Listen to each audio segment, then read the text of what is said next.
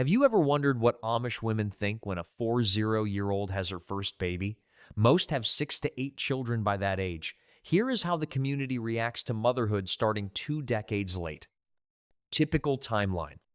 In Amish communities, women follow a predictable path. They marry at 20 or 21. First baby arrives within a year of marriage. By age 25, they have 2 or 3 children. By age 30, 5 or 6. By age 40, most Amish women have completed their families. 7 to 9 children is common. The oldest children are teenagers. The youngest might be school age. The mother has 2 decades of parenting experience. She has changed thousands of diapers. She has nursed multiple babies. She has managed a household with many children. This is the norm. This is what everyone expects. When a woman deviates from this timeline, people notice. The whispers. When a 40-year-old woman announces her first pregnancy, the news travels through the community quickly. Women talk in kitchens while preparing meals. They talk at church during the fellowship meal after services. They talk at quilting bees and work frolics. The conversations are not malicious. They are curious. Why is she having her first baby now? Did she marry late? Did she have fertility problems? Has she been trying for years? The questions are not asked to her face, but they are asked. The community wants to understand. A first baby at 40 is so far outside the normal pattern that it demands explanation. Some women will express sympathy. Poor thing, they think. She must have struggled with infertility for years. Others will wonder if something is wrong with her or her husband. Still others will simply be confused. How does someone reach 40 without children in a culture where large families are the expectation? Marriage speculation. The speculation often centers on her marriage. Did she marry late? If she married in her mid-30s, a first baby at 40 makes more sense. Late marriage is unusual but not unheard of. Perhaps her first engagement ended tragically. Perhaps her fiancé died before the wedding. Perhaps she cared for aging parents through her 20s and early 30s and could not marry until those obligations were fulfilled. If she married young, the speculation shifts. Why no children for 2 decades? Infertility is the most common assumption. The Amish do not use birth control, so the absence of children suggests a medical issue. People wonder whether she sought treatment, whether she prayed for a child for years, whether she had given up hope before this pregnancy happened. The details of her private struggle become the subject of community conversation. She cannot escape it. Everyone wants to know her story, but most will not ask her directly. They will talk among themselves and piece together what they can from fragments of information. Support network. Despite the whispers and speculation, the community provides support.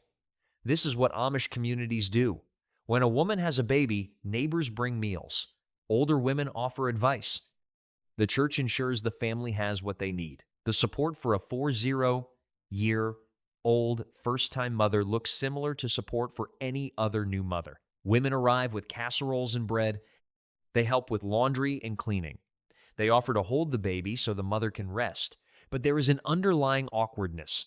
The women providing support are often younger than the new mother. A 35-year-old with 8 children is teaching a 40-year-old how to care for her first baby. This reverses the normal dynamic. Usually older women teach younger women. Now the roles are flipped. The 40-year-old mother must humble herself to accept guidance from women who could be her younger sisters. Most handle this gracefully. They recognize their need for help and accept it gratefully, but the dynamic is strange for everyone involved. Comparison pressure. The comparison pressure is intense. The 40-year-old new mother looks around at her peers and sees women with teenagers. Their children are becoming adults. Their parenting challenges involve preparing young people for marriage and independence. Meanwhile, she is changing diapers. She is nursing an infant. She is dealing with sleepless nights and teething and all the challenges of early motherhood that her peers left behind 15 or 20 years ago. The contrast is stark. She cannot relate to conversations about rumspringa or courtship or preparing for weddings. Her life is focused on survival, getting through each day with a newborn. She also watches younger mothers with envy and frustration. These women in their 20s and 30s have energy she no longer possesses. They bounce back from sleepless nights. They manage multiple children with apparent ease. She struggles with one baby. Her body is tired. Her recovery from childbirth is slower. She feels the gap between where she is and where she expected to be at 40. She thought she would be past this stage. Instead, she is just beginning. Church response. The church celebrates the birth as it celebrates every birth. A baby is a blessing from God, regardless of when it arrives. The minister may mention the birth during announcements at the next church service. Women will congratulate the new mother. People will express joy. But there is a difference in tone. The celebration feels quieter, less exuberant. When a young mother has her first baby, there is excitement about the family she is starting. Everyone knows more children will follow. The family is just beginning. When a 40-year-old has her first baby, the celebration is tinged with awareness that this may be her only child, or one of very few. There is joy, but also sadness. Sadness for the years she waited. Sadness for the large family she will never have. The church does not express this sadness openly, but it is present. People feel it even if they do not say it. The new mother feels it too. She sees it in the way people look at her, in the way they phrase their congratulations. They are happy for her, but they also pity her. Mother-in-law dynamics. The relationship with her mother-in-law becomes complicated. Amish mothers-in-law typically guide their daughters-in-law through early motherhood. They teach them how to manage a household with children. They pass down knowledge about infant care, discipline, and family management. But when a daughter-in-law is 40 and having her first baby, the mother-in-law may be in her 60s or 70s. She raised her own children decades ago. Her memories of infant care are old. She may struggle to remember details. She may offer advice that feels outdated. The 40-year-old new mother finds herself in an awkward position. She needs help. She has no experience. But she is also a mature woman who has managed a household for 2 decades. She knows how to cook, clean, sew, and run a home. She simply does not know how to care for a baby. This creates tension. The mother-in-law treats her like a young, inexperienced girl. The daughter-in-law resents being infantilized.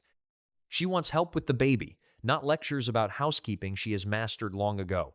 Both women must navigate this dynamic carefully. Peer isolation. The 40-year-old first-time mother experiences profound isolation. Her age peers are not dealing with infants. They are dealing with teenagers and young adults. They are preparing children for marriage. They are becoming grandmothers. They have moved beyond the exhausting early years of motherhood into a different life stage. The new mother cannot connect with them on her current reality. She tries to talk about sleepless nights and breastfeeding challenges. They smile politely but cannot relate. It has been too long since they experienced those things. They have forgotten what it feels like. She also cannot connect with younger mothers. Women in their 20s who are having their first or second babies are a generation younger. They see her as an older woman, not a peer. They are respectful but distant. They do not invite her into their conversations and friendships. She exists in a gap, too old to fit with young mothers, too new to motherhood to fit with her age peers. She is alone in her experience. No one fully understands what she is going through. Future concerns. The community wonders what will happen next. Will she have more children? At 40, her fertility window is closing. She might have 1 or 2 more pregnancies before menopause. Or this might be her only child. People watch and wait to see. If she has another baby within 2 years, the community feels relief. At least she will have 2. A child needs siblings. But if years pass without another pregnancy, sadness sets in. People assume this was her only chance, her one baby. The family she hoped for will never materialize. The woman herself lives with this uncertainty. She does not know if more children will come. She hopes, she prays, but her body is aging. Each month that passes without another pregnancy feels like a door closing. She watches younger women announce pregnancies and feels a mix of joy for them and grief for herself. She wants more children, but she may not get them. This awareness shapes how she approaches motherhood. She cannot take anything for granted. She cannot assume there will be another baby. This might be her only experience of infancy. She tries to savor it, but exhaustion and fear make that difficult. Acceptance. Over time, the community accepts her situation. The initial shock and speculation fade. People stop whispering. They stop speculating about why she had her first baby so late. They simply accept that this is her reality. She is a mother now. That is what matters. The unusual timing becomes less important. The baby becomes part of the community.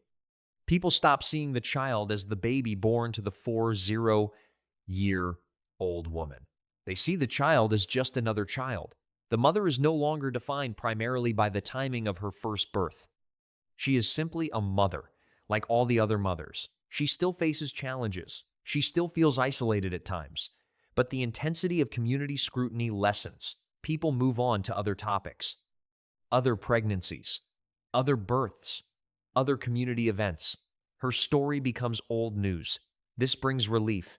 She no longer feels constantly watched and judged. She can focus on raising her child without feeling like everyone is analyzing her choices and circumstances. The acceptance is not always warm or enthusiastic, but it is genuine.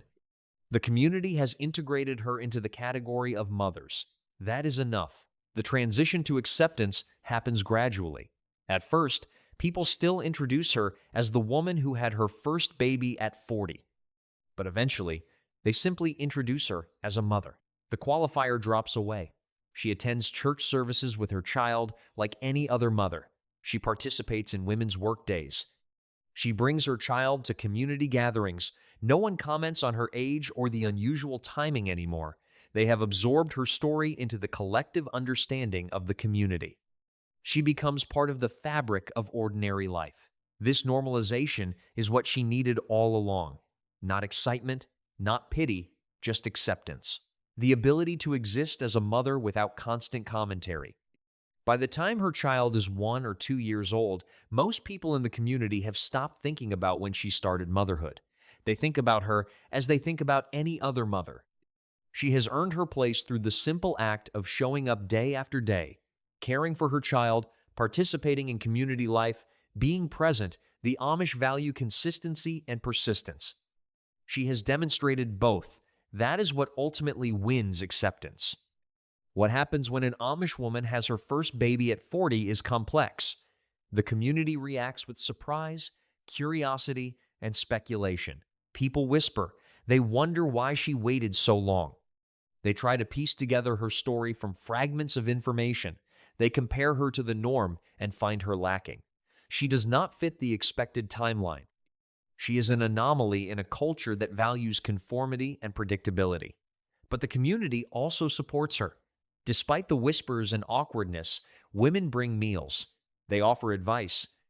They help with the baby. They do what Amish communities always do when someone needs help. The support is genuine, even if it comes with judgment. The new mother navigates this strange landscape. She deals with exhaustion and inexperience. She manages the awkwardness of learning from women younger than herself. She copes with isolation from both her age peers and younger mothers. She worries about whether more children will come. She wonders if this is her only chance at motherhood. She lives with the community's pity and the constant awareness that her experience is unusual. Most Amish women have their first baby at 23. By 40, they have completed their families. They are moving into a new life stage. The 40-year-old first-time mother is starting a journey most women finished decades ago. This makes her experience both harder and more precious. Harder because she lacks the energy and resilience of youth. Harder because she does not fit in anywhere socially. Harder because she faces an uncertain future regarding more children. But more precious because she knows this might be her only child. More precious because she waited so long and thought it might never happen. More precious because she appreciates what younger mothers take for granted. The community eventually accepts her. The whispers fade, the speculation dies down. She becomes just another mother, not the woman who had her first baby at 40, just a mother doing her best, raising her child, supported by the community despite the unusual circumstances, unusual timing, raised eyebrows. But in the end, the community still supports, because that is what community means.